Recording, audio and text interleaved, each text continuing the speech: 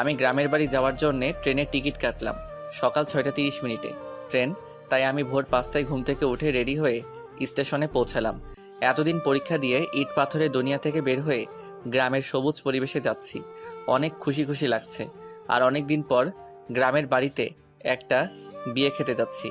গ্রামের বিয়ের মজাই আলাদা, যা শহরের বিয়েতে পাওয়া যায় না। সকাল 7টা, ট্রেন চলছে তার দুরন্ত গতিতে। আমার কানের ইয়ারফোন বাজছে রোমান্টিক গান। দুপুর 12:30 এসে স্টেশনে পৌঁছালাম। যেহেতু চাচাদের বাসা স্টেশন থেকে বেশি দূরে না, তাই ভাবলাম রিক্সা দিয়ে যাই। রিক্সা দিয়ে গেলে গ্রামের সবুজ পরিবেশটা ভালো করে দেখতে পারবো। রিক্সা চলছে আপন গতিতে। চারিদিকে শুনশান বাতাস, পাখির কিচিরমিচির সবুজে ঘেরা মাঠ। অনেক ভালো লাগছে।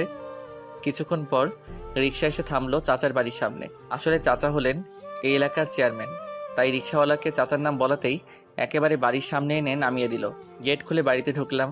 বিশাল বাড়িটা খুব সুন্দর করে সাজানো।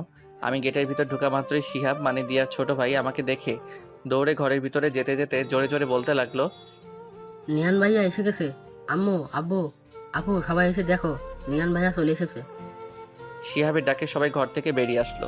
সারা বাড়ির সব আত্মীয় স্বজনরা বেরিয়ে এসে আমাকে ঘিরে দাঁড়ালো। সবাই আমার দিকে তাকিয়ে আছে। আমি বুঝলাম না সবাই আমাকে দেখে এরকম রিয়্যাক্ট করছে কেন, আর সবাই আমাকে এরকম ভাবেই বা দেখছে কেন। দিয়াকে দেখলাম সবার পিছনে দাঁড়িয়ে আছে, আমার দিকে একবার তাকাচ্ছে আর একবার লজ্জা পেয়ে চোখ নিচে নামাচ্ছে।